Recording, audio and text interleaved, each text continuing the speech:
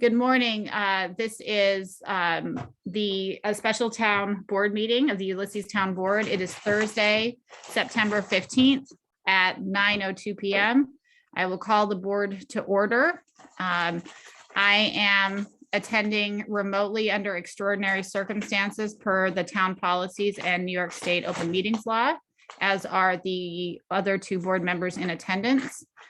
Krista, would you mind calling the roll, please? Sure. Ms. Olson. Present remotely. Mr. Boggs. Present, remote. Mr. Goldman. Present remote.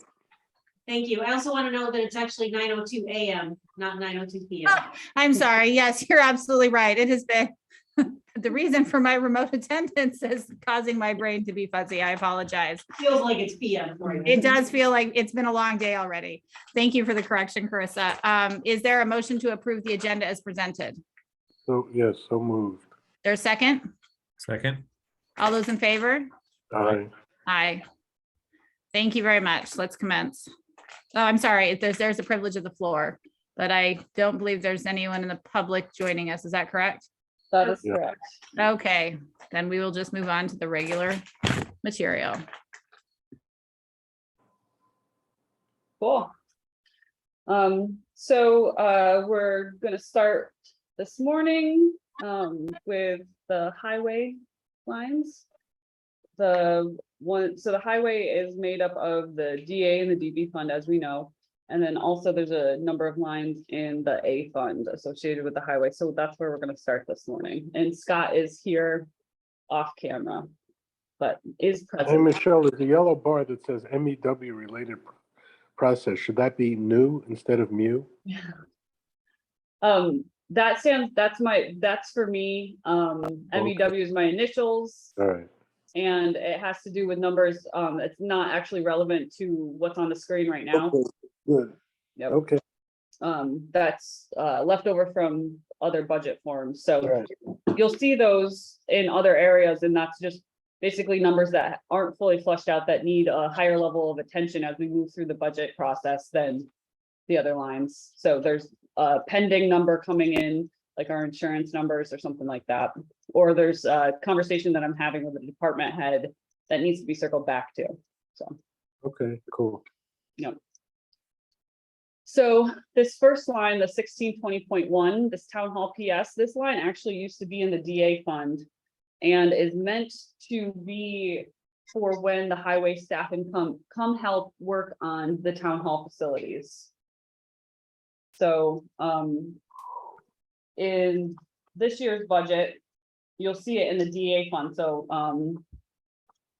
I can go there now, but in this year's budget, there was $2,000 put in there. So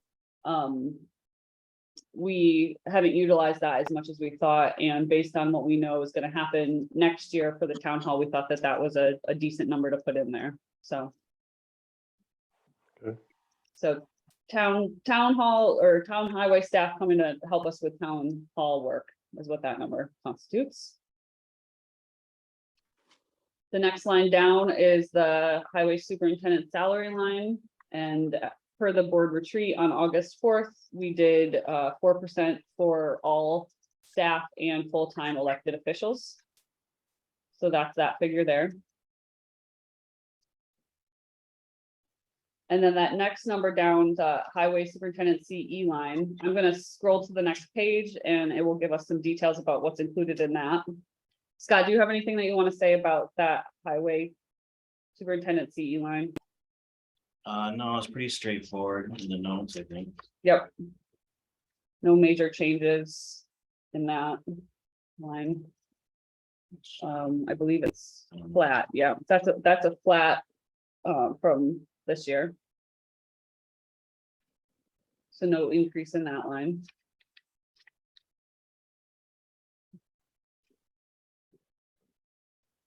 And then moving on to the highway barn EQ, the 5132.2. There's that's a decrease this year. Not as much work going on. Scott, do you want to talk about that that line, what those projects are for, the 2 cameras and then the Yeah, so currently we have 2 cameras now that basically face the front of the barn, not the front, but where the parking lot is. So you can see the fuel tanks and then the parking lot. So I wanted to add two more so that we can see the back of the barn and then up by the road. So we'll have road frontage. And then there's a few sections of wood there, panels on the salt barn that probably should be replaced. That's pretty much it for that line, for that 5132.2. We do have, just so everybody knows, I've said it before in another meeting, but we do have a big project coming up with the salt barn. What did we say, Scott? I'm gonna pull up the capital plan right now, but do you remember what we said when that needed to be replaced? It was like 2028 or something like that. Something like that, yeah. I don't have that in front of me. Yeah, I'll pull it up right now. Sorry, I should have had that up. But so it's repair to the salt barn that is going to have to be fully replaced in the next 10 years or something like that. And because of how big of a project that is, it's good to just start talking about it now, because we will be trying to find grant money for that. I believe there's water quality money associated with replacement of salt barns. So we'll be trying to seek funds to offset the costs for that. Well, Scott, how much do you think it's gonna cost? Well, our estimate right now is 300,000 in Yeah. 2029. So it's a big number. It might even be more than that by then. Yeah, right. Are we confident we can get funding? We'll try. I mean, we should start trying for funding in probably like 2025 is my guess. So Or should we be putting away money every year now, between now and then, in case we don't get it? yeah, yep. Is that here in this budget yet? No, it's not. Right now, the reserve fund, so where that would come out of, Rich, is the A fund, because the town barn campus is all A fund. Yeah. All expenses come out of the A fund. So, right now, that particular item is not associated with, how we are looking at the, setting aside of reserves for capital reserves in the A fund.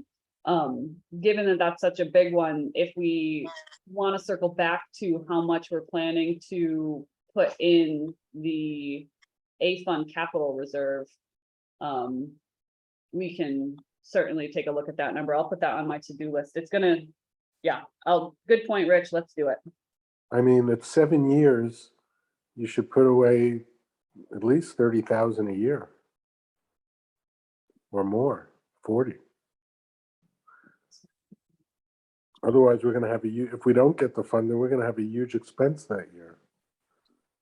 Right, yep.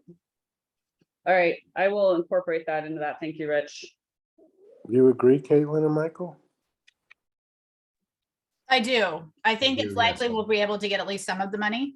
But I think it's always good to, especially when we know well in advance that something's gonna have to be done, it's prudent to start saving some money. Michelle, if we leave it, if in the reserve you're referring to, if we end up getting money to pay for more than we set aside, is it very easy for us to move that money to a new highway related purpose?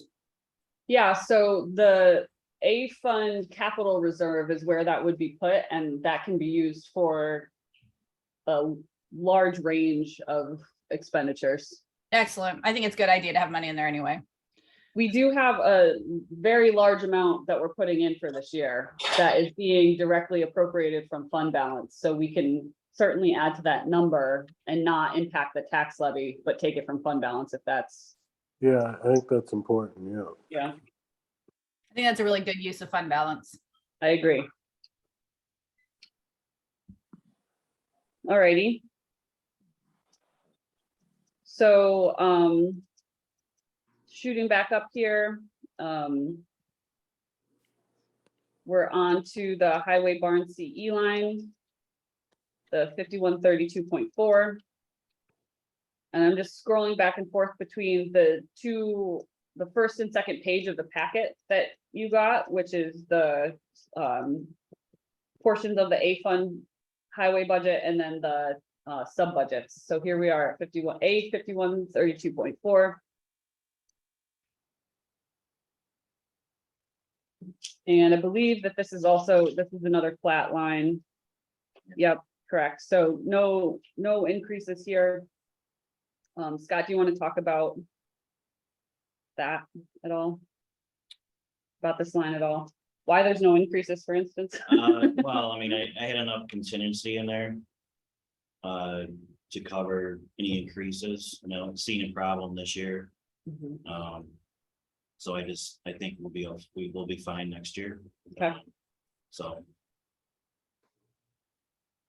But All right. Scott, I only had, the one question I had was on training. Is that gonna be enough if we're bringing on a new employee? there's.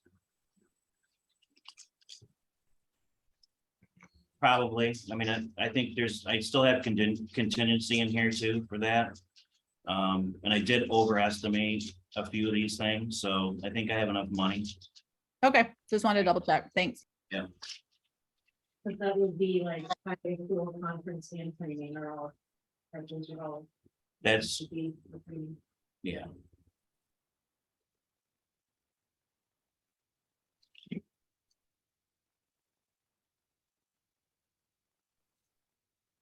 Alrighty, and then there's this mowing PS line, which are mowing of town-owned properties or town-associated properties, and there's been no change to that.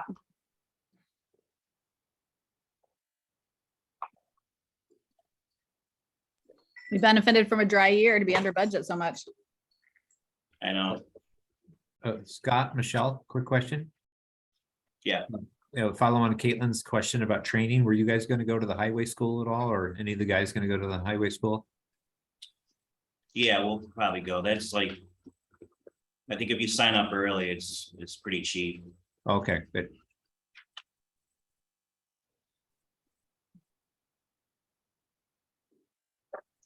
All set to move on to the DADB funds before, Yeah, I am. alrighty. So this one's not gonna be able to be as zoomed in. But let me know if you want to see something that isn't available on the screen. And actually, just a FYI, if for all the rest of the meetings, if you're not able to make it in person, but still want a paper copy, let me know and I can print it ahead of time and have it available or drop it off somewhere. So just throwing that out there. thank you. Yep. So, we're starting off with the engineering CE line. And what this number, this $5,000, which is an increase of $1,000. Well, just a reminder, this engineering CE line, that helped offset the cost of the application for that culvert design project that MRB did for us. They submitted that grant through the DEC for the non-point source pollution, water quality grant. And so we paid for most of that out of this line.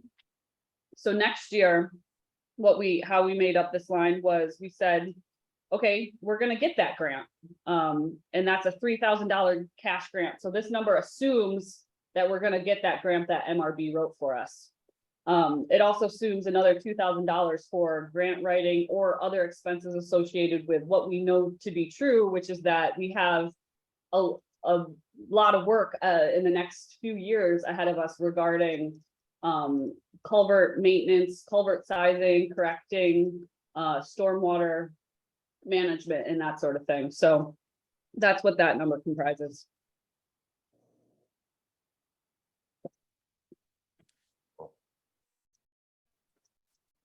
And Okay, okay there. This next line is the maintenance of bridges PS line. This historically isn't used very much. And so Scott, can you talk about, because I think you provided this number to me. Did you just, 5,000? No, the 13. Oh. Yeah, I mean, basically, we just have to keep up with the surface. So if there's potholes or something like that, we have to fill them. That's pretty much it. I mean, because it's all the counties are county owned. So we are we have to basically keep the surface in a good condition. So it's mainly just going out there and checking them and then, cold patching potholes, stuff like that. So 1,300 is just the number I came up with for that. And just so everybody knows that this is a historically underused line. It really has been just a in case line. So this is more than the 5-year average, 3-year average. And knowing that we will be turning to this work a little bit more in the coming years. This is a reasonable number for this year's budget, but I wouldn't be surprised if we increase it again in the next couple of years, knowing that we have these culvert projects coming up. And it should be said that bridges, as far as the way that the accounting system works, it says maintenance of bridges, but it is also culverts. Oh, So. But we're still fine. Yep. So Michelle? Yeah. For the 2022, would that money go into the reserves for when we do another bridge? So the 15,000? Sorry, say it again. We've got 15,000 budgeted for this year and we're projecting not spending anything. So does it make sense to move that 15,000 into, for when we do another cemetery bridge like project? Or if they have Scott with a culvert that he has to do, unexpectedly, we have a reserve for that? Yeah, so right now so you're basically talking about unused fund balance being put towards Yeah, like an unused budget line. Yep. So in the 2022 budget, we did add $61,000 to reserves, and right now in this draft tentative, we have 50,000 going, which that 50 and 70 is directly connected to appropriated fund balance. So the short answer is yes. Okay. Yep. And these end of year projections are going to change a little bit. I just want to let everybody know that that's the case.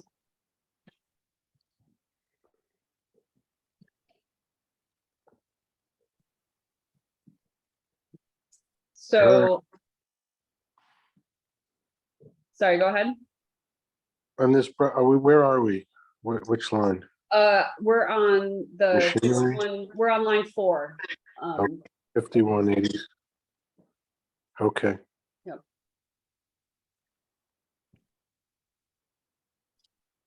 So this maintenance of bridges CE line, once again, is one of those lines that we have for if we need them, if we need it. This one has been used a little bit throughout the years, and once again, we're anticipating an uptick in more projects associated with culverts, so that's where expenses would come out of for this.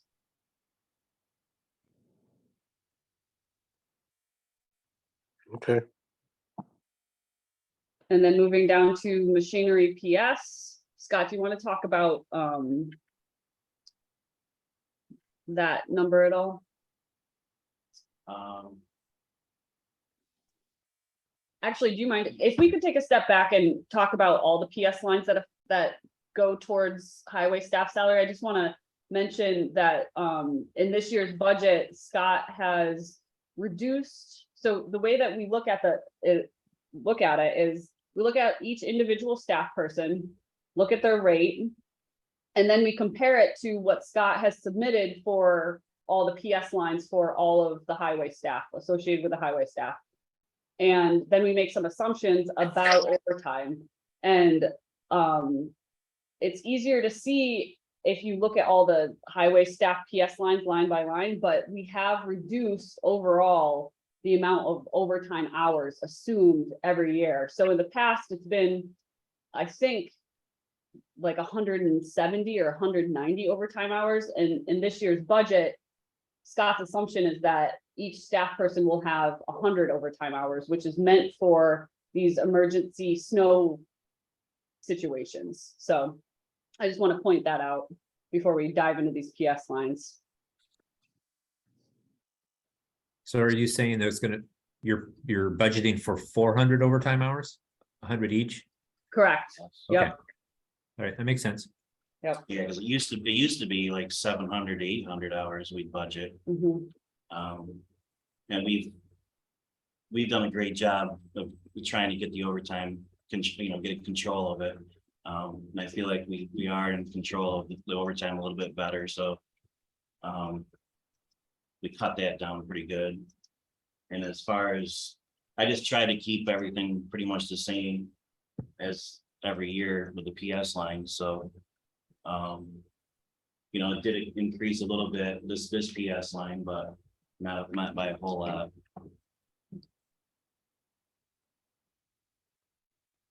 So the next line, the machinery EQ, the 5130.2. And I want to point out the line right below it while we're having this conversation, which is the 5130.2R, which is the proper way to budget when you're going to be appropriating out of reserves. So for this year, you'll see that has that 73,293, which we have appropriated out of reserves this year.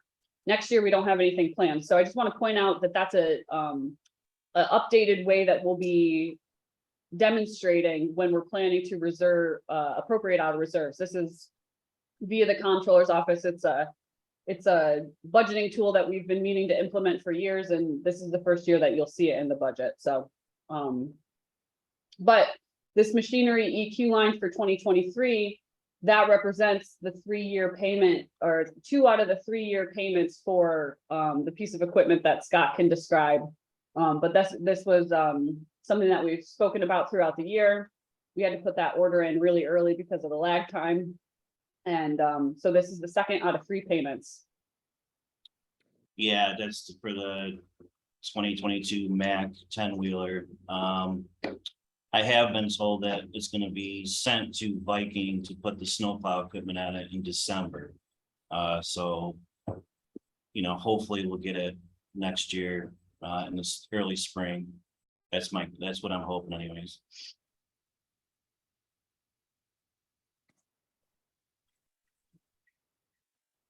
Any questions there? Well, at some point, don't we usually look at a 10-year projection at some point just to make sure we're smoothing out, we don't have any deficits coming over the equipment purchases? Yeah, all the capital plans have been updated. Okay, Do you want to take a look at that now? we don't have to Let do me it pull now. up 1 second. I mean, it's not, I just want to make sure we're good there. Okay, do you want it electronically? Yeah, you could send it to me, but I don't think we have to do it right now because it's not part of it, unless people want to take a look at it. Okay. How about we look at it if we end up with some extra time? Yeah, Okay. Okay. Because Rich, I agree with you. I think it's excellent. It's important to look at on a consistent basis. Yeah, so thanks for bringing it up. Basically, we're now in a groove with budget season that each year we're fine tuning all of our long-term capital plans. So we have more capital plans than ever the intention is that we update them pre-budget season and work with them and change them as they need to be changed throughout budget season. And I think I spoke to this a little bit at the retreat, but those capital plans really are moving targets, and they're informed every year.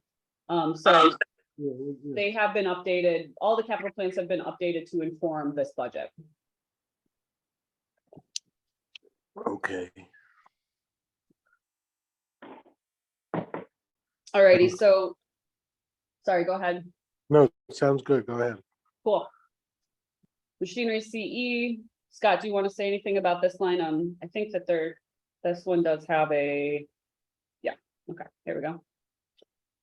Yeah, it's just, you know, I don't, historically, I don't think we've spent any over 60, and I think that number's been 60 for, I can't see any of that. But it's been 60, right, for a while. Yeah, So, I mean, it's always, you know, you're crossing your fingers and hoping that nothing happens as far as repairs go, but you need to have, you know, some money in there in case it does. So we just, you know, keep it at 60 and hope for the best. And you're Yeah. comfortable with the 45,000 for repairs? That's a good number. Yeah, because historically, we've never really come close to 60, so. Okay. But yes. All right.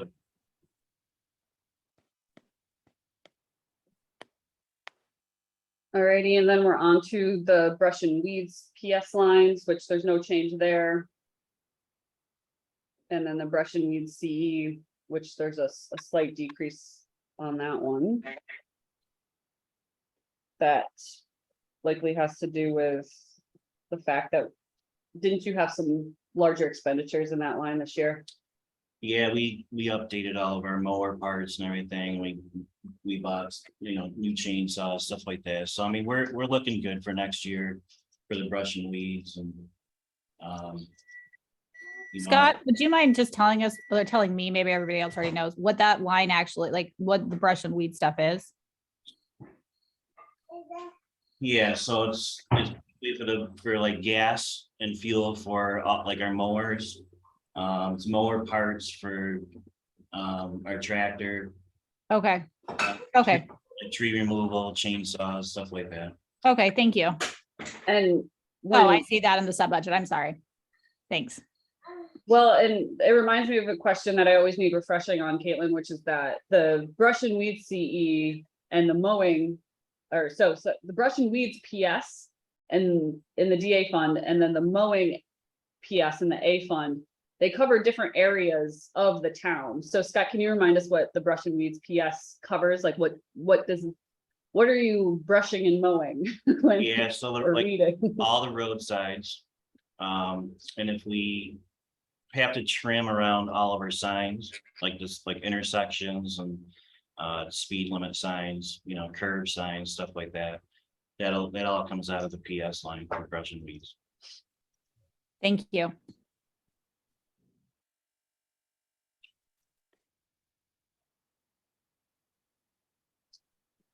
Alrighty, so we're moving along to the snow removal PS.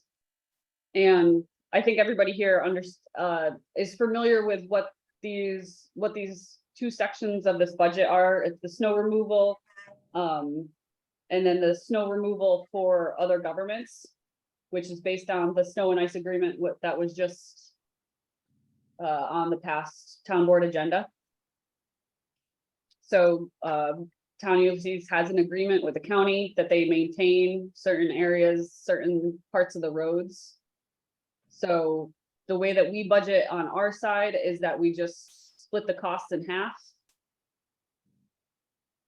So the snow removal PS and snow removal OGPS, which are represented in lines 15 and 17. Those represent highway staff behind the wheels, plowing roads and salting. And then the snow removal CE, if I'm not mistaken, Scott, is essentially just materials for. Yeah, it's for all of our salt. And if I need new edges for snow plows, that type of thing. And it is increased a little bit, but not by much. But the PS lines I increased because it looks like this year, if we don't have a bad winter for the rest of the year, I think we'll be fine. But if we do have a bad winter, we might have to do a budget modification for that. Because we are getting close, but it's another one of them, you just never know.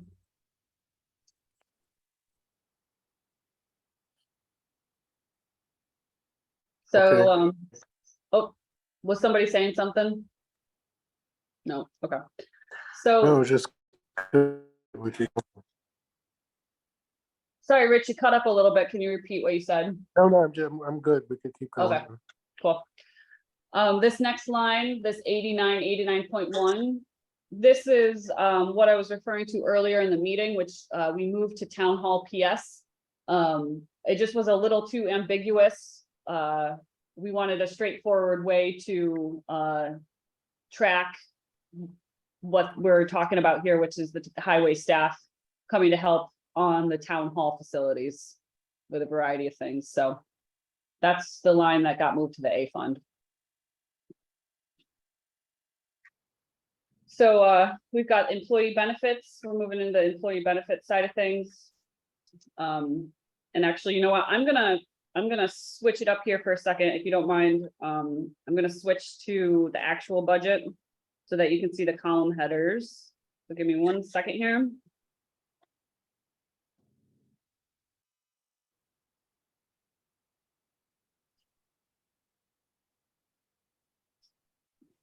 I'll take the opportunity to tell you, Michael, I really enjoy the clocks in the background. Yeah, he's a clock aficionado, so there's quite a few here. Just, I'll try to turn the audio back on when they start to go off. That would be wonderful. Thank you.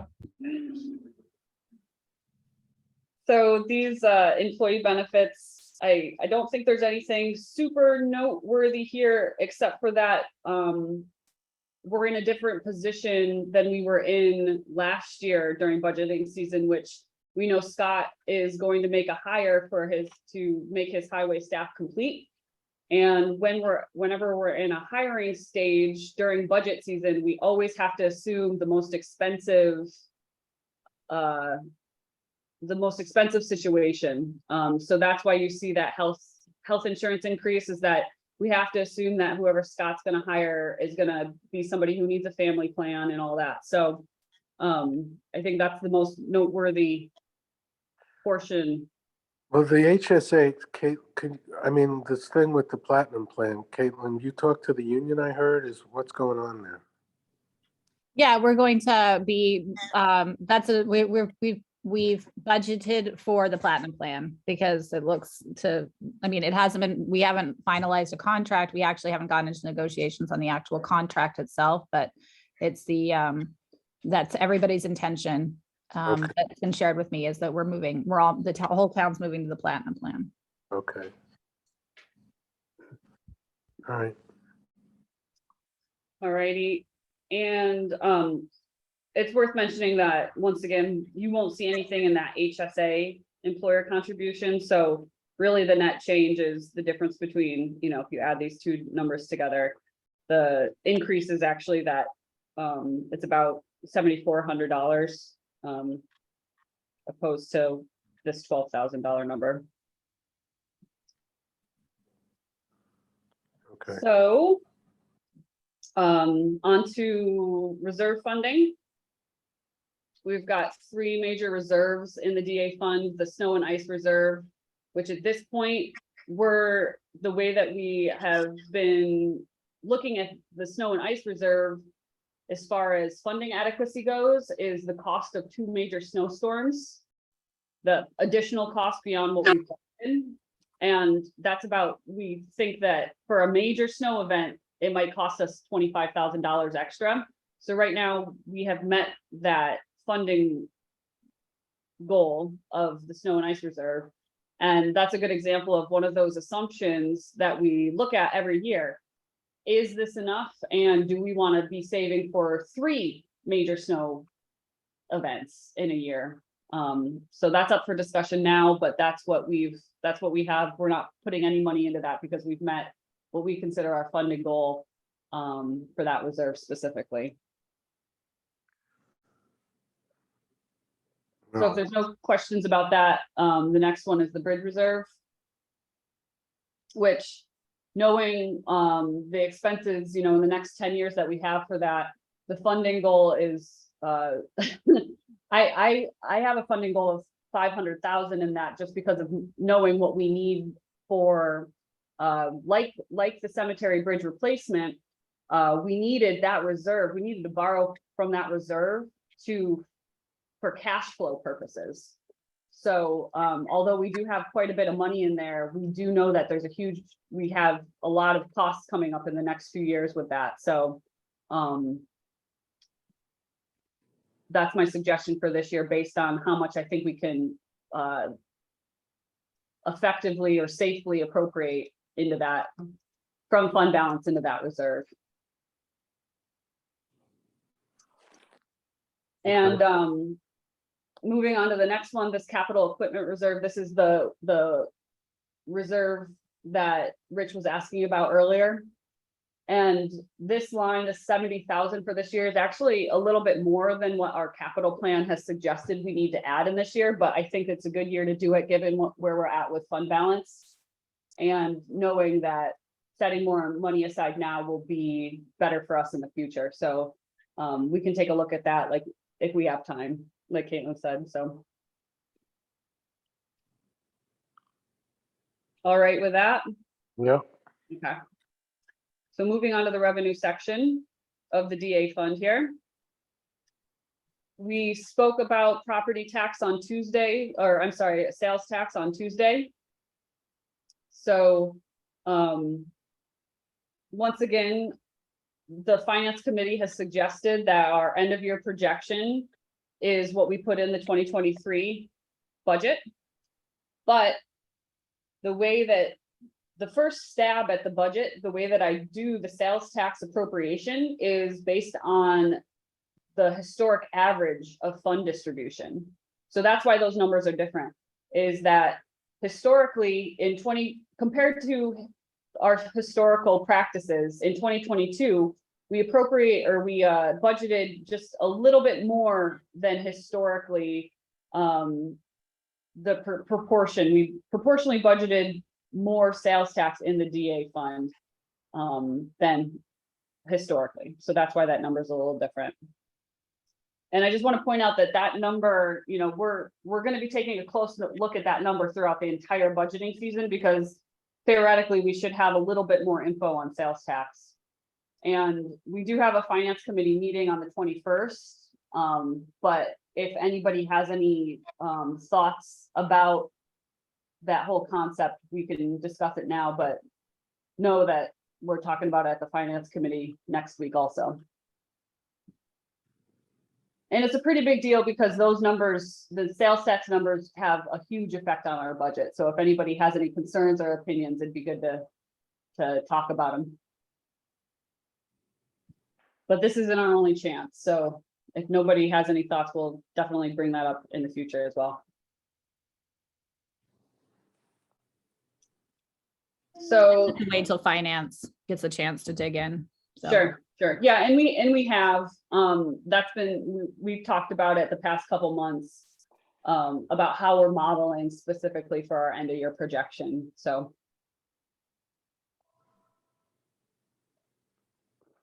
So, this next number here, this other government's number, that's based on the contract. And if there's anybody who really understands how the sausage is made on the county end, if you want to enlighten us. I think I understand sort of what the process is like, but basically, from what I understand, if we have an easy snow plowing year, then we make out on this deal. But if we have a hard snow plowing year, it usually doesn't counterbalance. But the way that the county does it is that they look at historically the historic numbers. So it's a little bit of a lag. From what my understanding is, that they're not looking at this number, the 65,228. They're not saying, okay, this is what's going to offset the town of Ulysses budget, what they budgeted for snow removal. But what it does is reference to what they know. I think it's a year behind. Right, or something, I don't know. I think it's just based off of what happened last year. Right. So it's an estimate basically. And yeah, it all has to do with the weather. It's like, so. So this is their weather forecast for this coming winter season.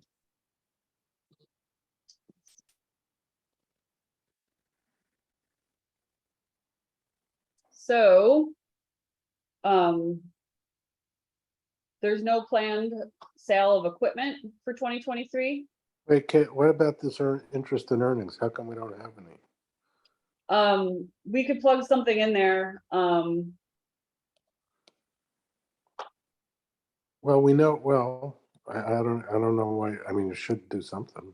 Okay, We know we're gonna have, we know we're now gonna have a bunch of interest in interest.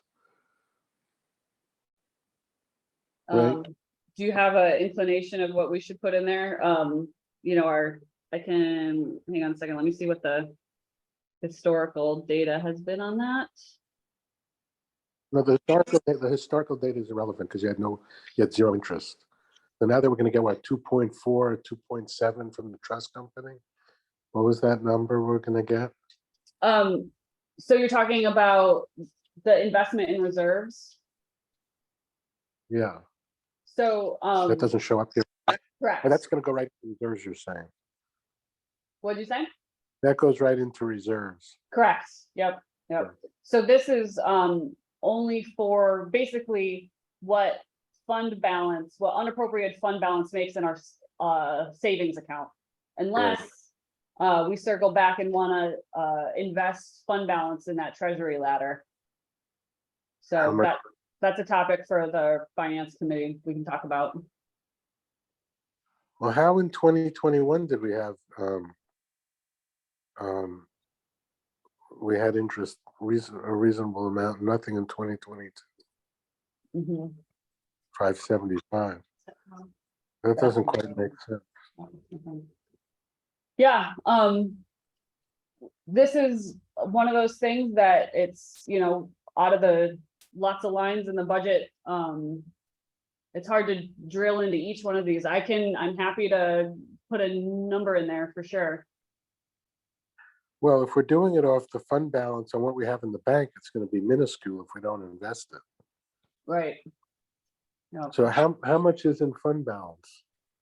Well, it changes throughout the year. It's not, it depends on, you know, fund balance is what's actually in there for fund balance in the bank is different than what we have on paper because of the ebbs and flows of cash in the bank Yeah. account. We could discuss this with the finance committee. Sure, Okay, I'll put it in yellow. okay.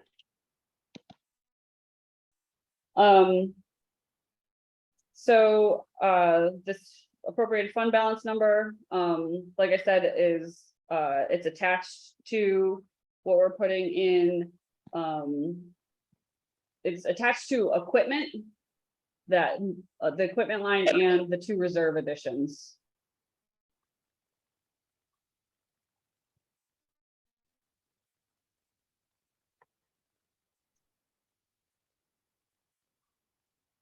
And then, the real property tax, this number, between the A fund and the DA fund, these numbers fluctuate quite wildly every year. So that's just you know, it's a way to look at, you know, to me, it's good to keep an eye on that figure. You know, it's decreasing this year.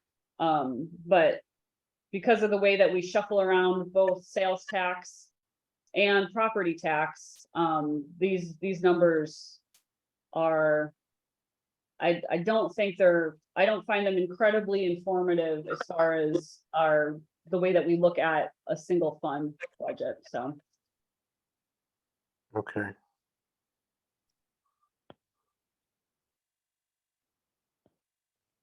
So any questions about the DA fund before we move on to DB? No.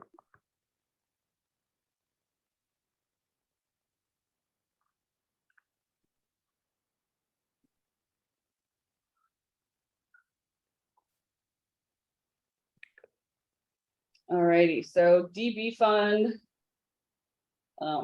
Scott, do you want to talk about the nature of the highway maintenance PS line, what that actually, what are you doing when you're accounting for highway staff in that line?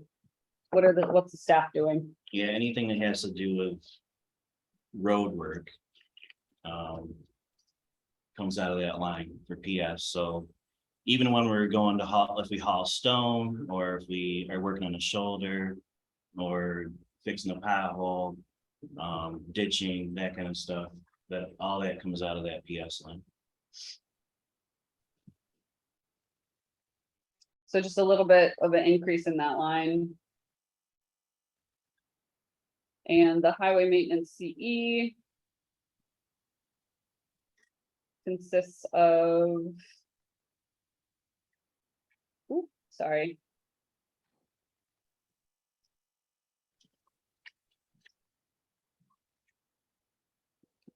Hang on, I'm getting there and trying to make it visible.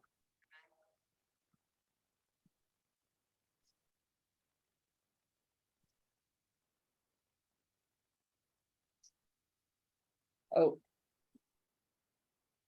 Sorry, 1 second.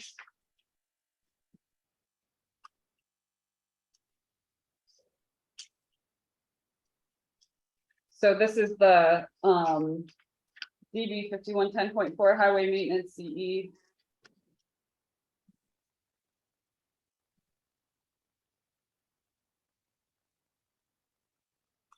That's what that line consists of. Yeah, so historically, we've averaged around 50,000. And I think because of the increases and everything, as far as fuel goes, especially fuel, we might be closer to the actual 70,000 this year and next year because of that.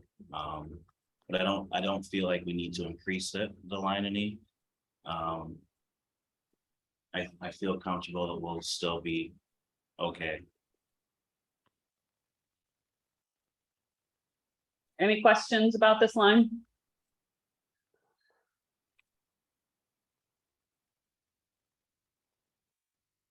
I'll take that as a no. Bueller. I shook my head. What'd you say, Caitlin? Michael, you're talking, but we can't hear you. He's talking to someone else. I said I shook my head, so I get credit for Okay. participating. Alrighty. So on, So we're on, gonna move on to the next line here, which is the highway capital improvement line. This line is matched with, this is a direct match with CHIPS funding. And so Scott, you want to say anything about that? Yeah, I mean, you know, CHIPS has been increasing the last few years, which is good. So we really haven't had to, you know, increase that line beyond the CHIPS because CHIPS have been increasing. And I've been able to, you know, improve our roads and everything within the CHIPS funding. So I think we should just continue to do that for next year, and I think we'll be okay. Scott and I sat down, we probably took the equivalent of, I would say, about 10 hours of work together and put together a paving plan and a culvert replacement plan that are both in super draft form, but this number matches with both of those plans. So Scott now has in writing what the plan is for paving for the next 10 years. And that is just one of those things that we will look at a couple times throughout the year, and especially in preparation for budget season.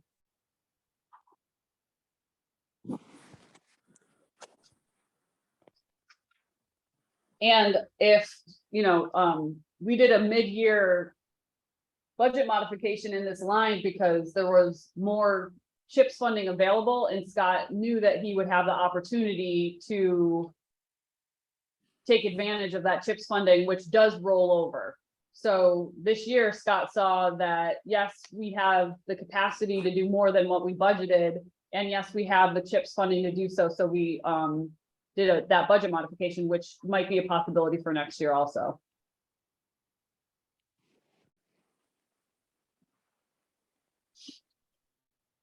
So down, unless there's any questions, I'm gonna move down to the employee benefits, which, the comment is still the same about, this mirrors the DA benefits lines, which is that we know there'll be a hire and we have to assume the most expensive conditions for their benefits.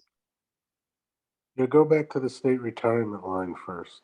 Okay, So we have a big end of year projection of 8840 and a budget of 12. What's that based on?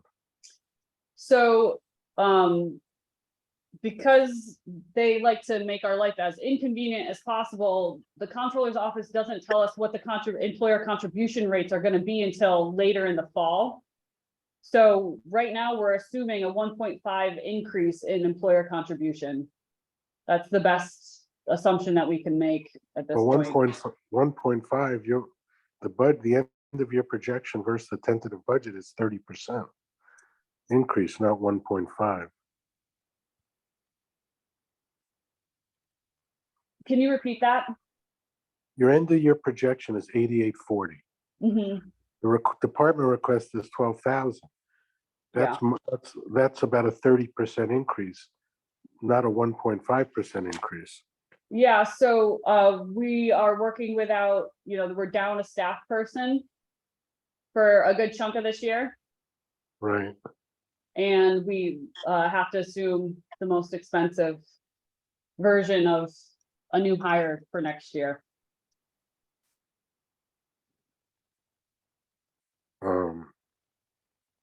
And that's a So 30. that 1.5 is specific to the employer contribution rate. Right. Right. Um, Michelle, do you happen to know, I know what the modified budget was. Do you remember, is there any way to check quickly what the, I mean, I'm sure there is a way to check. What did we originally budget for in 2022? That is what we originally budgeted. Oh, we did. It was Hasn't the been modified modified. budget is the, okay. Yep. Okay. right. Okay. Scott, are you close to hiring somebody? Not yet. We're looking at, November right now. Okay. All right, so we're gonna move on to reserve funding. And this DB reserve, the capital reserve here. This is one of the reserves that doesn't really see a lot of action.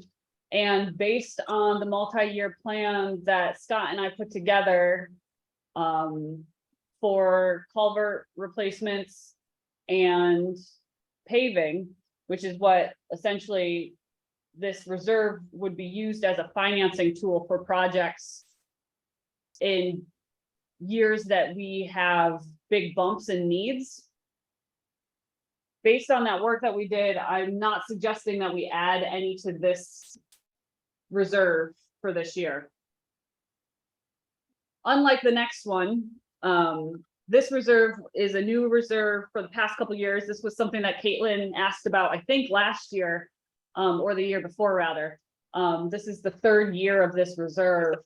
And it's meant for, it's in a repair reserve because, we've talked about this a couple times, but as a reminder, repair reserves are easier to appropriate out of in an emergency. So if we have a major road washout, repair reserves are more nimble to take advantage of than capital reserves based on the laws regarding reserves. So we've created this reserve specific to road washouts or other major road repairs that are needed in emergency or extreme weather situations.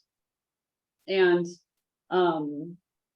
the way that we've calculated the funding goal for this reserve, I think is similar to our snow and ice, which is 2 major road washouts in a year. So we're getting sort of close. A road washout, I think we've estimated based on neighboring municipalities experience is to be $150,000. So our goal is $300,000 to put in this reserve for major road washouts. And this is something that we discussed quite a bit. This topic we discussed quite a bit because knowing that municipalities are going to bear a lot of costs associated with climate change, assuming that it's going to be pretty widespread and FEMA is going to run out of money. So we need to be self-reliant to a certain extent at the local level, which is what the nature of this reserve was started for. Yeah, okay. Sounds reasonable. I think so too. Moving on to revenues. The revenues in this fund are pretty straightforward because there's not a lot of them. We've got the sales tax and the CHIPS funding, and then appropriated fund balance are essentially the major revenue streams. Which is why historically you'll see the DB fund balance going up and down quite a bit, because it is one of the only streams of revenue. Which is why it's also critical, you know, the DB fund and the B fund rely so heavily on sales tax. That's why it's really critical to have a very thorough, well thought out estimation for sales tax, because if we don't get what we need in this fund, there's not much we can do about it because we don't levy taxes. So, Right. so I think, I'm not sure there's much to talk about with these, given what we've already discussed about sales tax. We know about the CHIPS funding, and we've talked about the fund balance appropriation. But if there's any specific questions, we can talk about it.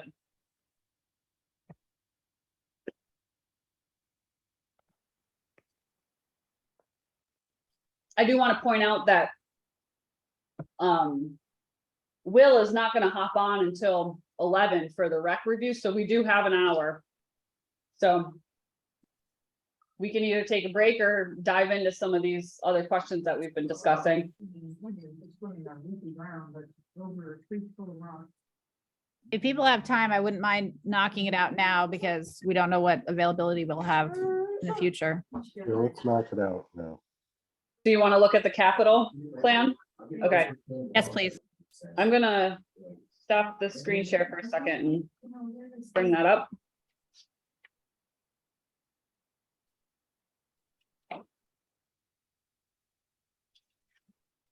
while we're waiting, I just want to give a shout out to Scott and the highway department. Because I had a little single driveway, and they were very great about fixing it and putting the grass back in where they took it up. So I really appreciate it, Scott. Thank you. Oh, you're welcome. Glad it all worked out for you. You working okay then? Yeah. Yeah, it seems to be. I mean, Good. had a lot of rain. I know, right? We put your pipe in and it's nonstop rain. Right.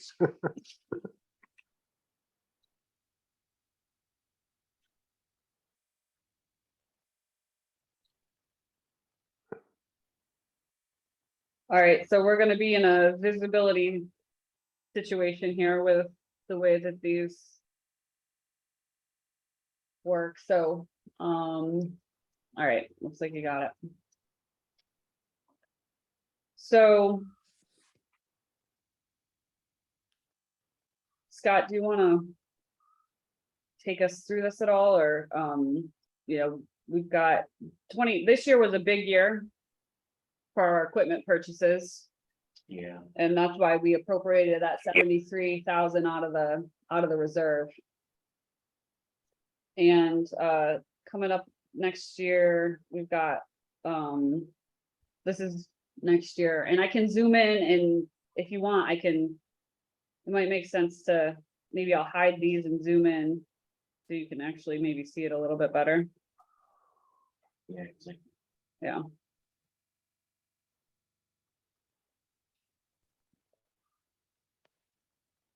So the equipment sales are a little bit different than what is listed in the budget just because of, you know, like we said, these plans are always evolving.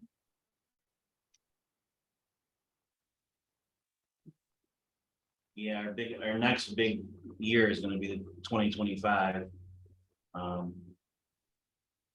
So that's why you'll see like this year and next year, there's not really any purchases. So that we can get that fund balance back up. So that 2025 will be a little easier on us. But other than that, it looks pretty good right now on paper, and hopefully everything will work out, but you just never know. So I'm hoping that next year and the year after, we won't have to purchase anything. So, Rich, what you were talking about was this number here, Which one? this I one at just the wanted- top, I highlighted it in gray. That's the, Yeah. I just want to make sure going forward, we don't have any deficits in any year. yeah, right.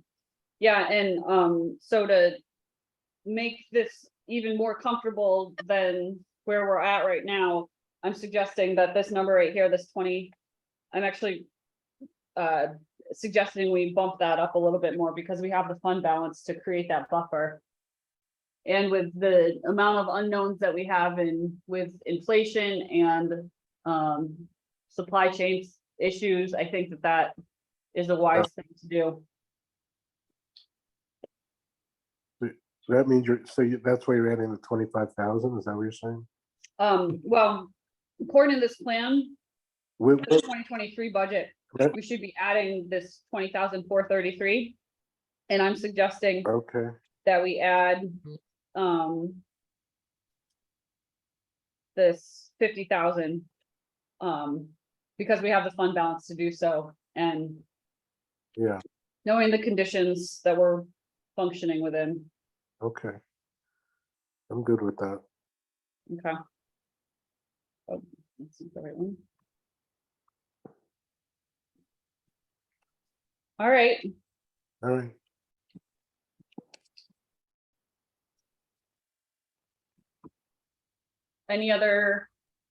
anything else we want to dive into while we have the time? Not me. Thank you, Michelle and Scott, for making it so easy.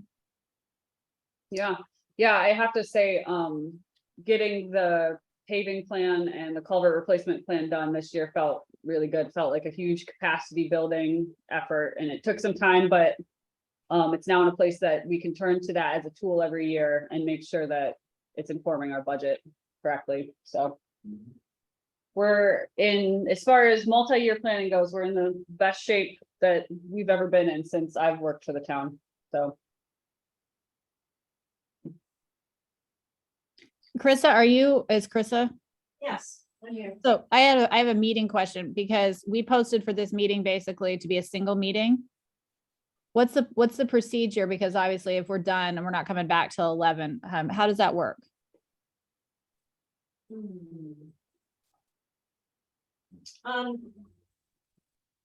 We can adjourn and restart. Reconvene? I didn't know I've never done this, so I didn't want to screw it up Is there inadvertently. anything else we can do while we're here? We can't look at any other budget because it wasn't in the announcement, is that right? We can't look at any other funding? No, you Right. can. I mean, we could modify the agenda, right? And yeah, I'll ask him. I'll ask him. Just put these here, just do it. Yeah.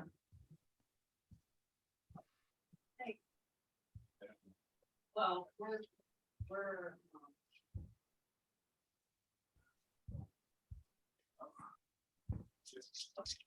Will's ready, right? Perfect. In 5? Okay. Well, perfect. So Will will be ready in 5 minutes if we Oh, want good. to. Awesome.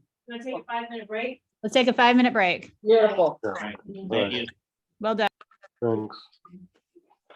Hey, Will. All right. Hey, good morning, Will. How you doing? I'm doing well. Maybe I'm gonna slide over one way or the other. Am I good? Yeah, you look good. Okay, From there. perfect. Alrighty, so how do you want this to? If you want to take the lead on this, I can just hop in and then, what they're seeing is what's shared right now on the screen. Okay, So doing a screen share. So, and this is the page 6 and 7 of the budget of the packet that was sent out yesterday. Does it look like we lost Michael? It does. Give him a sec to come back on. Okay, I mean, don't wait. Go ahead and start, but okay, hopefully he's just off and then we'll come back on. yeah. all I'm right, gonna just zoom in and then we can zoom out if you need to see more, but I figure that this might be a little bit easier on the screen to see if I zoom in.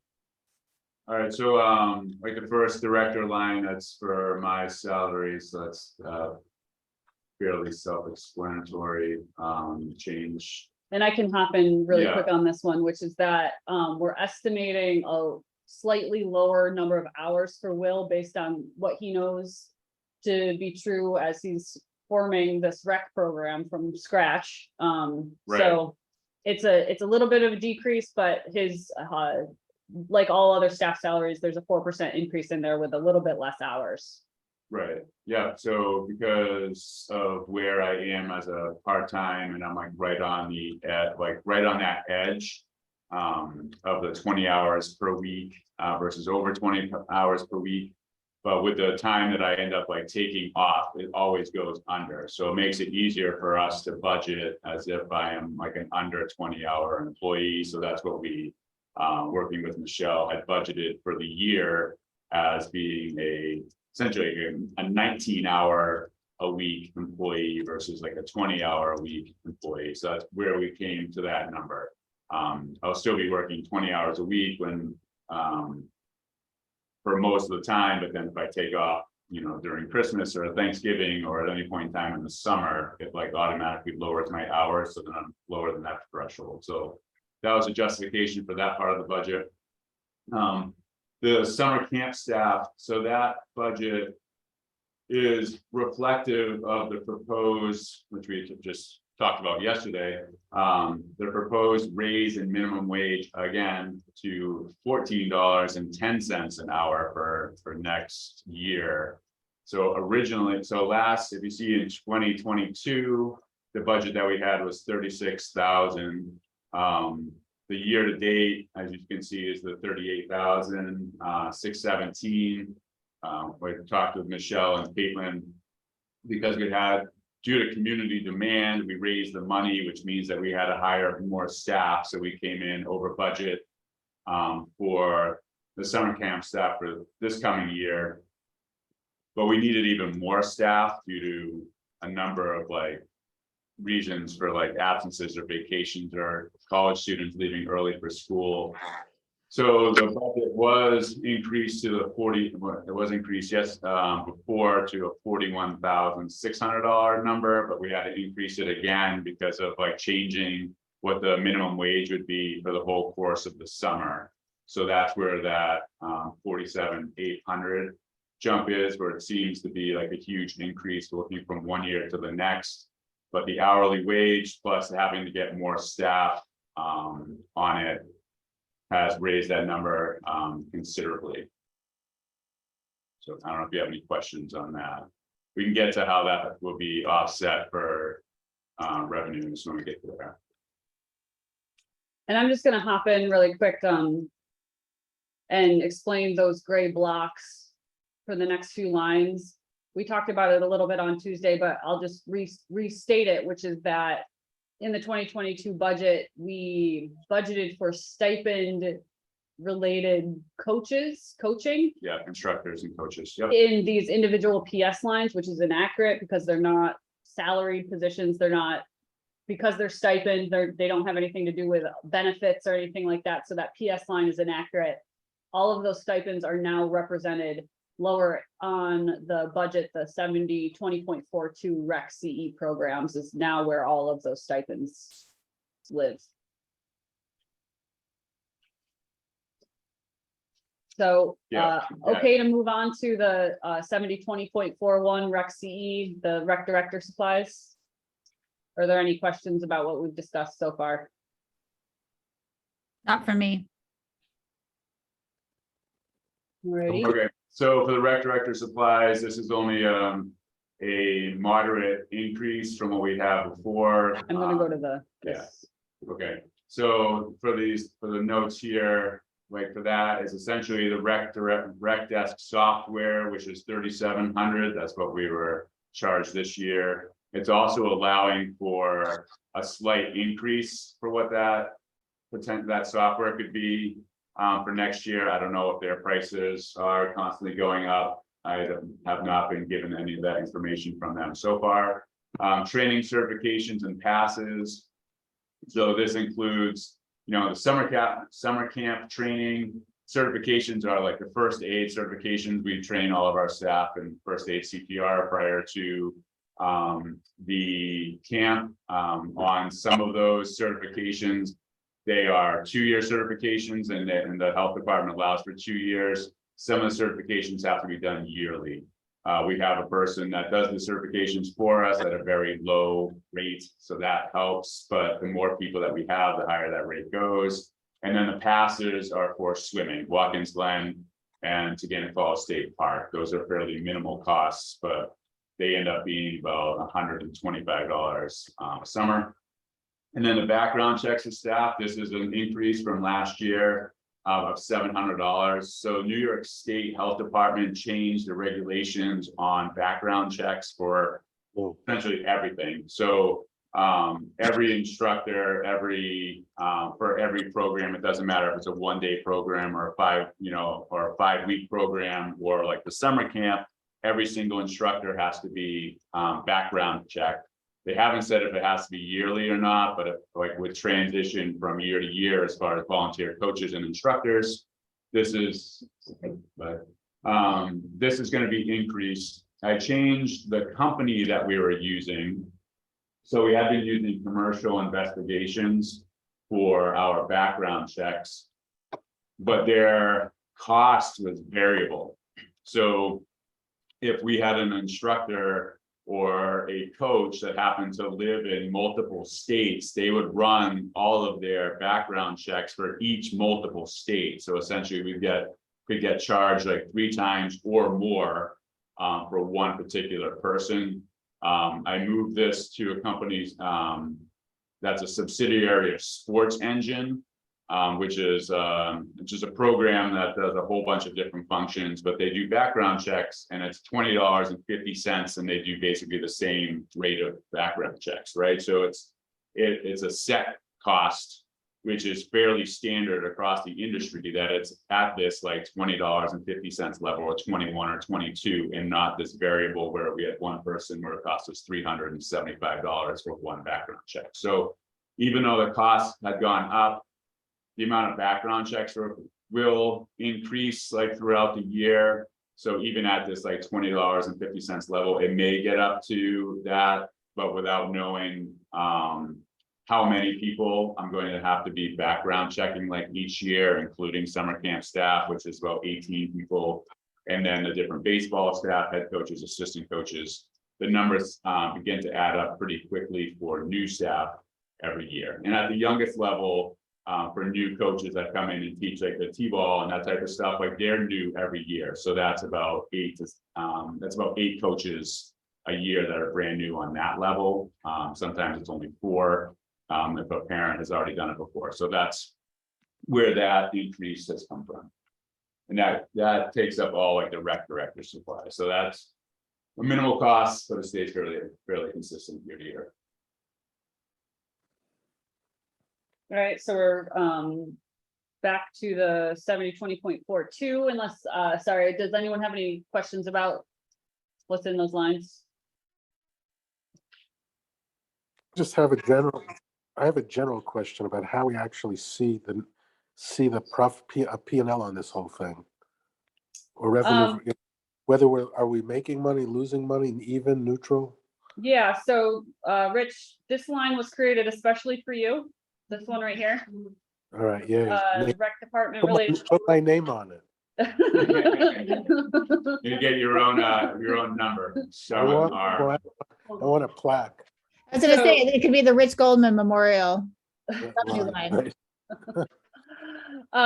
So this 2021, this is the total appropriations for all of those rec lines, and then this was the income. So you'll see that year after year, here and there. So for 2023, this is what we're projecting here, and this is what we're projecting down here. So it's positive cash flow, positive. yeah, it's positive. It's been positive cash flow each year. All right, Will, good man. All right. So that, I mean, that's how the programs are set up, so that at minimum, they break even, but most of them, we should be coming ahead. And it goes program by program, and some of it is, I mean, it's registration dependent, so, some programs are much more profitable than others, based on how it's set up. But it depends on registration, so, we have a soccer clinic that was supposed to start on Monday, but will start next Monday because of the weather. It's a profitable program because the instructor stipend cost is low, and registration is high. So essentially, like, the registration income that comes in is basically taking out like supply costs is like twice as much as what's going out. But in other programs, it might break even. So we had tennis program in the spring between the instructor and the amount of people that signed up, it was a break even. So as the programs go through, they fluctuate. Summer camp will tend to be over. We'll bring in more revenue than the expenses go out, but that's to make sure that we have a cushion in case registrations go down. But yeah, we're making money off of it. Well, and Right. I think you're doing a really good job not making too much money, because frankly, we don't want it to be a cash cow, because that means our rates, in my opinion, that would be, the rates are too high. So I think you're doing an awesome job, and some of these programs, especially if we can build in the adult program, if it's passes the school. Yeah, so I'll update you all on that at the end. Great. Anyway, I just want to give you a shout out, because all the feedback I get through Youth Commission from the other, the other participants from the school and the village is people are really, really happy. It doesn't mean that it doesn't mean that there's never a criticism or complaint or anything within, like, that happens in every program. But the professionalization that you've brought to this program, and the fact that parents and participants can register online, makes a huge difference. It's transformational for our community. So well done, Will. So far, so good. Just gotta keep them going and keep like the quality of the programming. So for the program supplies, so we've incorporated the stipends are into those program supplies, so that number includes like a lot of different factors. So it still has that t-shirt cost, it still has the supplies. And those are program general. So that's, track, tennis, baseball, summer camp. Those are all put in together for those in that supply line. And then the travel cost, those are the buses. So that is that's summer camp. And that's dependent on changing rates for gas and travel and, the per mile rates. And then plus like what bus drivers we get and then where we go. So it costs us a certain amount to take all the campers from the middle school to Teganic, but it costs a little bit more for us to take them to Watkins Glen when Teganic is closed. So this cost is set at a rate so that we can pretty much like stay under that travel cost, but then also allows for some cushion if the rates like suddenly like spike without us being aware of it. Yes.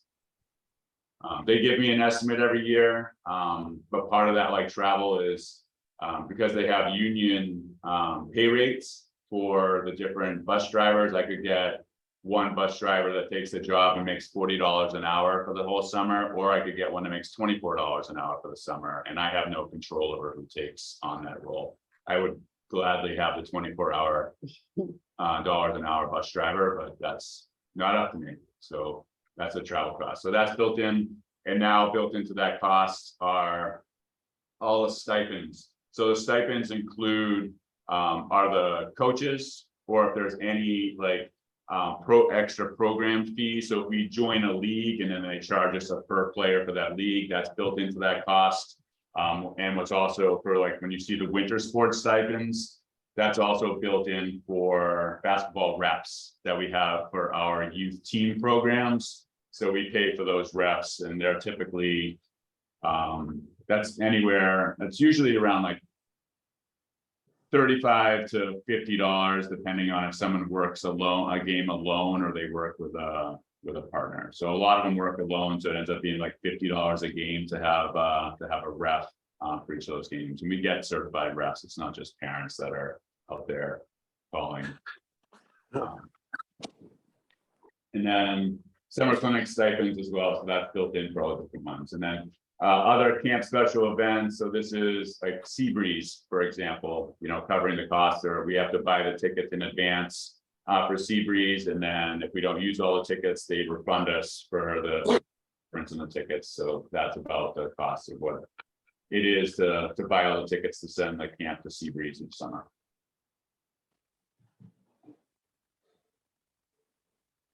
Any questions on program supplies?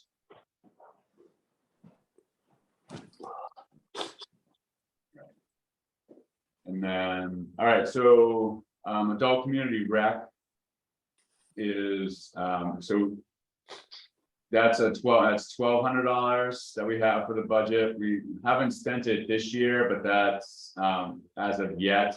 That used to go towards for the movies, but we discontinued doing the movies this fall.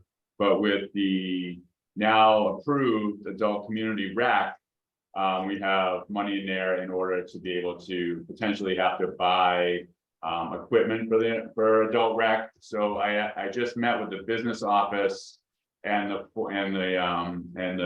Trumansburg Community Education Program coordinator. So we're taking over the adult rec programming from the school. This year is going to be a transition. So we're actually going to be transitioning immediately. So starting October 1st, we're going to take over all the adult community rec programs. So they will go through the Town of Ulysses Recreation. So this includes like volleyball, basketball, and soccer that are run at the school. It also includes like body toning, step aerobics, and Zumba.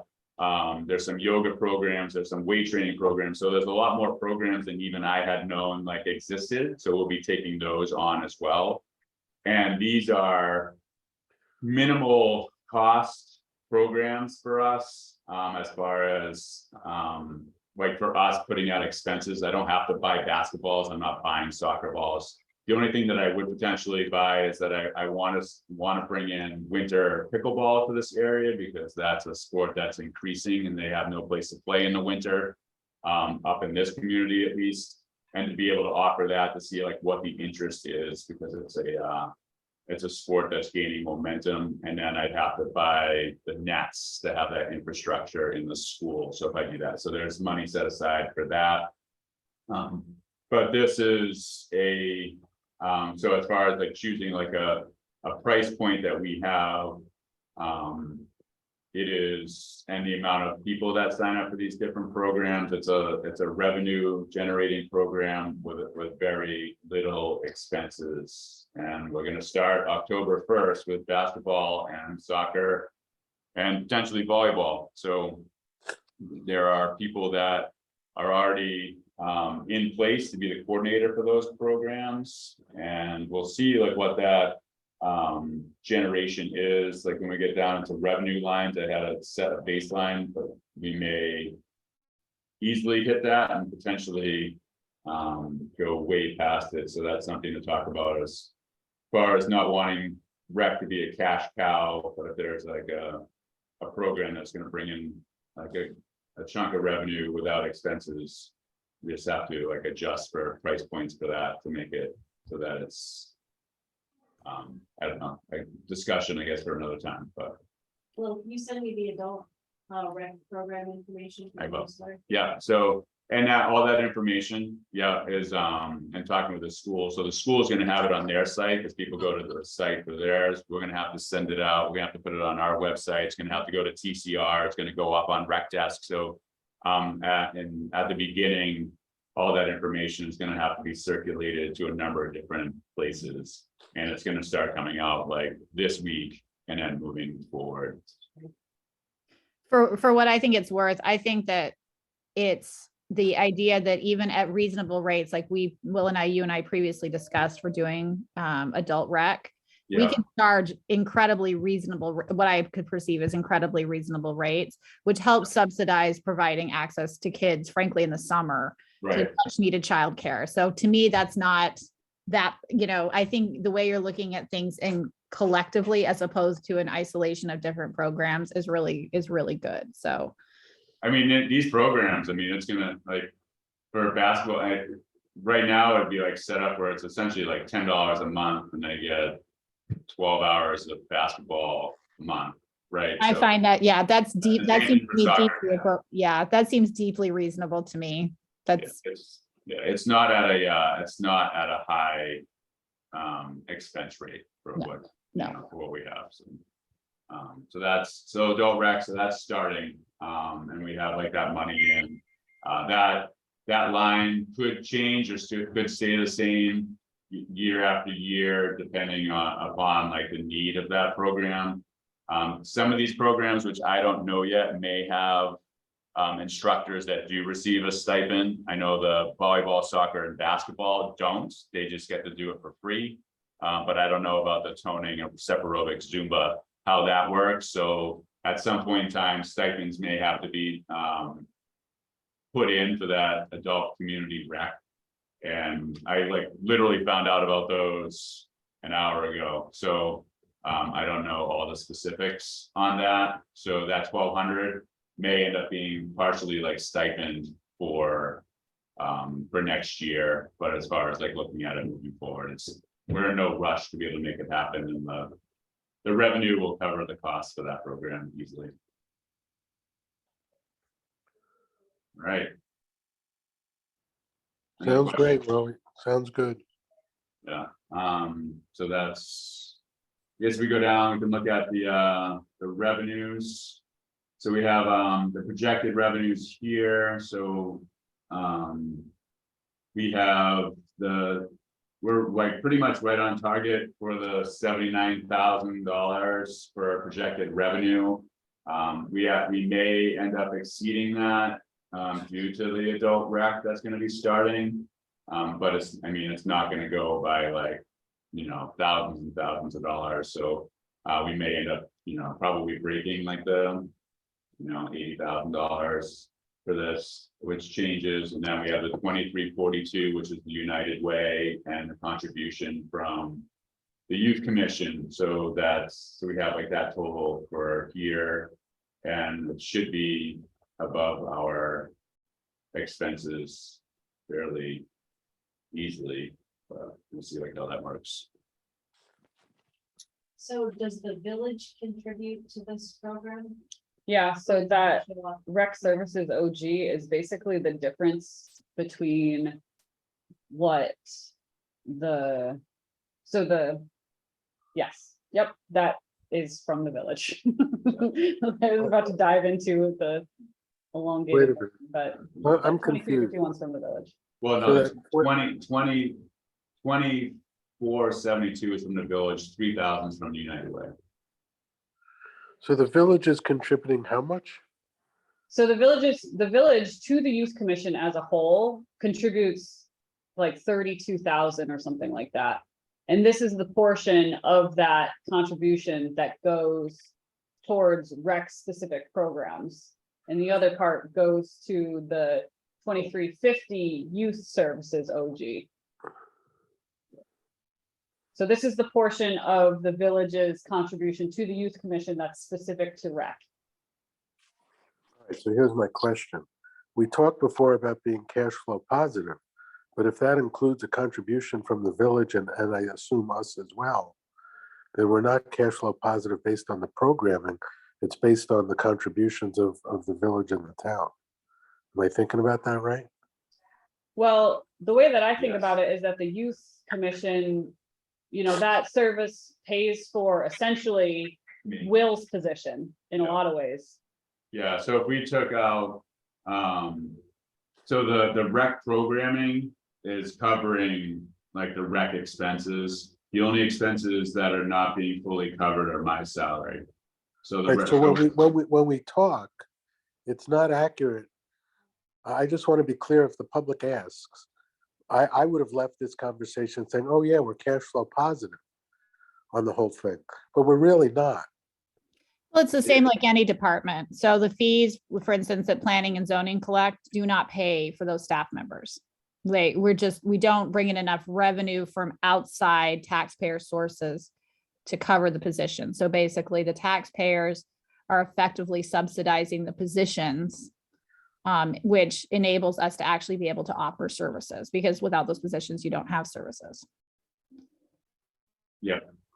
Well, okay. So I guess to answer your But I question, really yes, need we to be are clear cash on flow this. negative I versus- wasn't clear on this. What? I guess like based on your, on the perspective, if I'm like hearing you clearly. So yeah, without that contribution from the village, like for like on those taxes, then we would be cash flow negative by, I guess, like 10,000, so. But, yeah, and is that, rec programs don't cover, right, the rec program fees at this point in time do not cover my salary included into.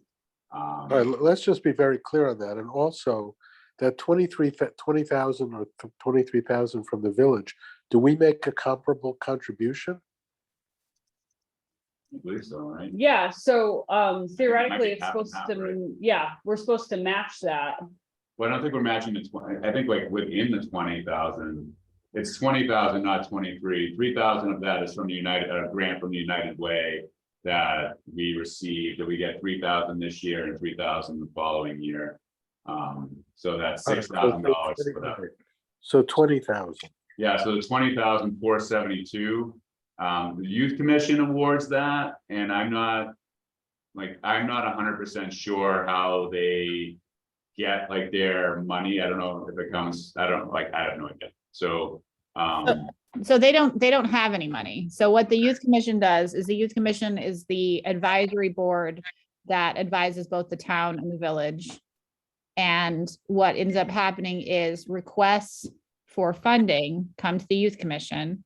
And we have reps from the village and the town and the school, but mostly the village and the town. And we look at the budget, we look at previous budgets of what have been approved, and the youth commission makes then a recommendation of funding to the municipalities.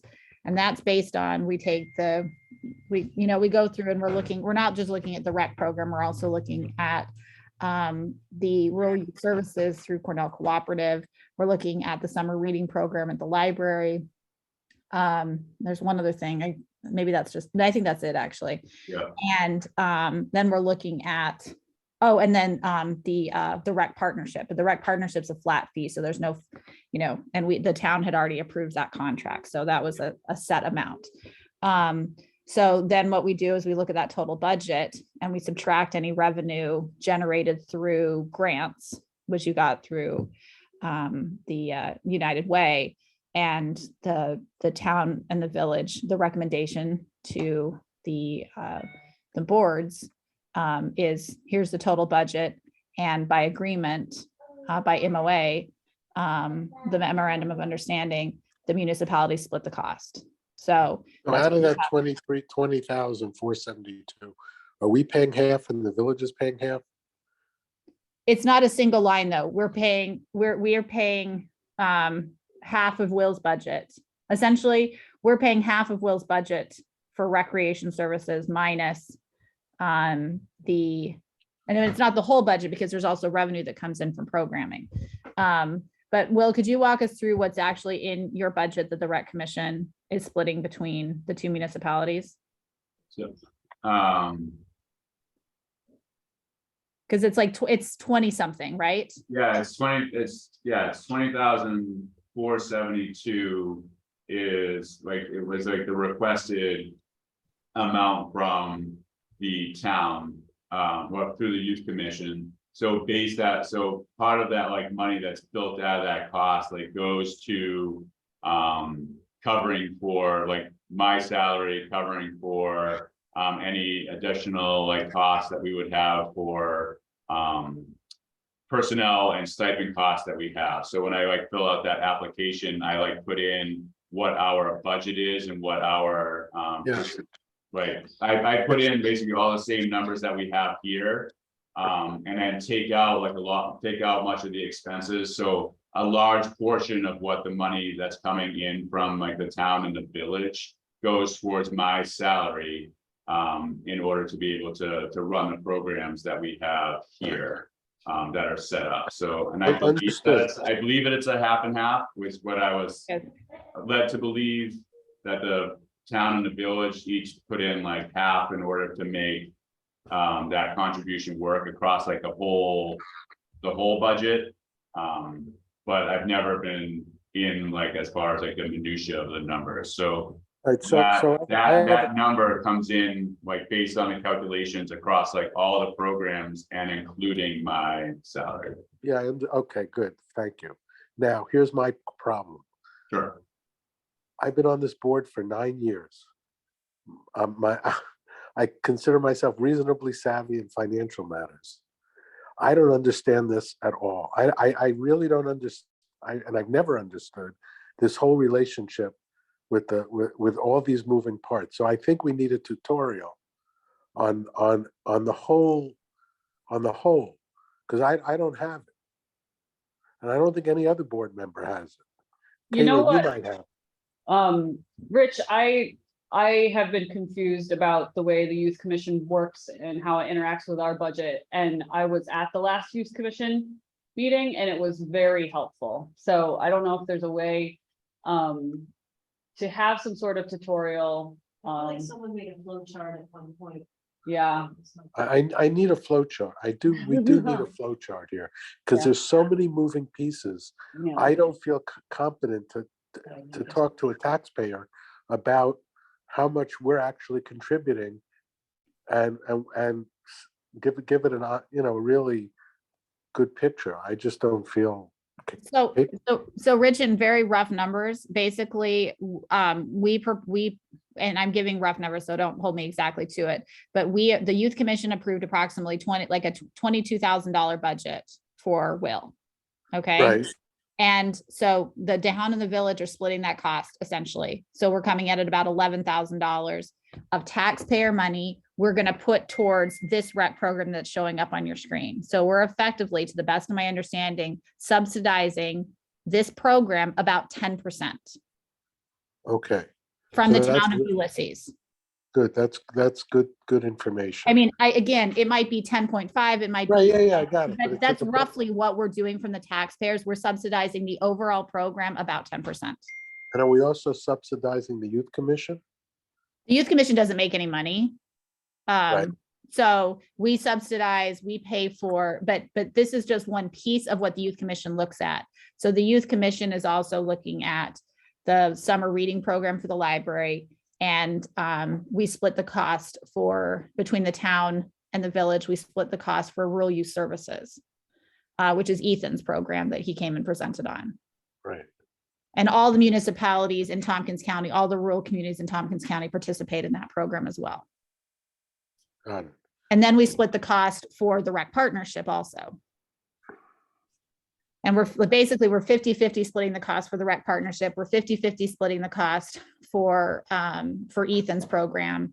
I got And it. So just in the languaging of this whole discussion, we started with, we have a positive cash flow. We don't want it to be too big because we don't want to make money, but actually we don't make money, we're subsidizing. So that's a whole different kind of conversation.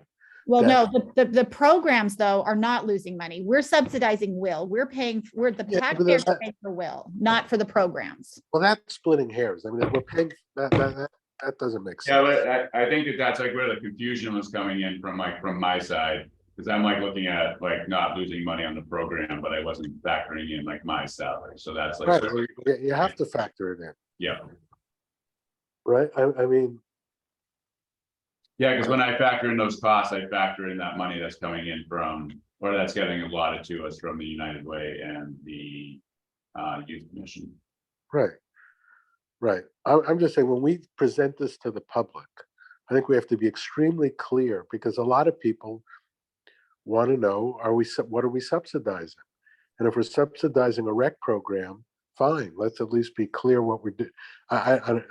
We just need clarity in presentation, which this was a good example of trying to get to. Rich, I just emailed you the details of the youth commission of the funds and how they were allocated in 2019 and some flow charts in case that's helpful. That'd be great. That'd be great. But my point is, you could argue, if you wanted to get to a neutral position, that there is room to raise some rates, to reduce the amount that the town and the village are contributing. And You I could don't know make if that- well, so here's the thing is yes, you could make that argument, but if we're gonna make that argument that we're raising cost to families for recreation programs in our community, then we're gonna need to take a sizable look, in my opinion, at the rates we're charging property owners to do work, because we subsidize Mark's position. We subsidize our planner's position. Those fees do not But pay. those, for wait us. a minute, those are critical functions of a government. That's a completely different analysis. This is what's the word? This is ancillary. This is I not a would- direct. I'm Well, just, I think we're gonna have to Go agree, to disagree on that, because I know for a lot of families in this community, having childcare in the summer is not ancillary to their lives. So I mean, wait a minute, but the planning department is for everybody. The rec program is for people with children. So there's a complete, and I'm not arguing against it, obviously. I have many children who went through the programs. But I'm just saying it's a different order of discussion, where you can't say the planning department, Mark. Those are actual functions that serve every person in the town. The rec program doesn't, and that's not a criticism, it's just a fact. Yeah, But doesn't it benefit everyone in the town for kids to be involved in positive activities? Maybe not. Yeah, right. Yeah, I think there's a philosophical difference, because I personally find rec programs to be synergistically benefit to our community on the long term. We might not see the results today or tomorrow. We'll see them in 10 and 15 years when we have responsible adults living in our community who grew up here. yeah, but you also, but your point is also like correct or not wrong about like not everyone takes part in recreation activities. So I just want to, I mean, we have elderly people paying taxes to support these programs, and you know, school taxes do that too. You have kids you don't have kids in school, but you pay school taxes. But there's a balance somewhere in there. And I'm Yeah. not saying this isn't the balance. I'm just wanting us to be very clear on what we're subsidizing and what we're not. I mean, I'm all for sports programs.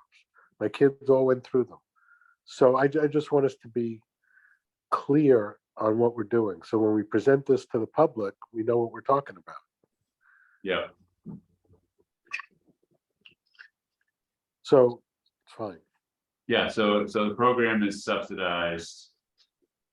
About that 10% that Caitlin brought up. Yeah. So it's something, at least once we're clear on what we're subsidizing, we can have a discussion. Is that appropriate? Or raising a couple of bucks, $2 a session, can we, raise funds to help cover the costs? I know, so I mean, what's gonna be interesting after 2023 with having the adult rec programs is what happens after that. Because if that, like those rates, depending on how much, I don't believe that would come in at like $10,000, but if that cuts into it even like further, that's like, we could be having like a different conversation, September in 2023, as we get back to this point. and seeing Yeah. like, what, like those expenses are, because that's. Like that could cut into the cost even more, and then going to like your point of. If we like, everything gets raised like $2, does that just cover like the rec costs like entirely? When I talk to other towns, like Lansing, for instance, because like of the, depending on how Camp Barton like turns out, like when they have Myers Park, like their Myers Park actually like ends up, making it so that their rec department covers like all their costs, but that's like a huge amount of money that Myers Park brings into their rec department, but they have 4 full-time rec staff and everything, so it's Yeah. like brings up like a lot of money. So the conversation that we may have a year from now might be completely different about like, will rec end up becoming something that just covers itself entirely? I mean, I think that's a good goal, as a fiscal, as a good prudent fiscal idea. Yeah, I mean, it could get there. Like some of it is like a cost point and not charging too much for a program that people, can't afford or don't see. Like Right, yeah, So, but yeah, I mean, right now it's like $10,000, $11,000 like away. So it could like, there's a chance it could get there. well, it's $20,000 away, right? Well, no, right now we're projected to be $10,000 ahead. Okay, well, that's good. So So, I really I appreciate that I now have some clarity about this, and I could talk intelligently to people about it, so I appreciate it. no, I think it's good to to have it so that we are, that we are on the full like same page as far as like what we're looking at, and not like having like that ambiguous confusion as far as like, what I'm like thinking versus like the actual like bottom line, not finances. Yeah, okay, thank you. I think that's it, right? Well, thank you very much. Well, if there's nothing else, I would, is there anything else? Nope, that's it from my end. I just have all that adult rec stuff to push out the door. Great. Then I would move to adjourn. Move to adjourn, okay. Thank you. Michelle, can I talk to you for just a sec? Yeah, I'll stay on. Thanks.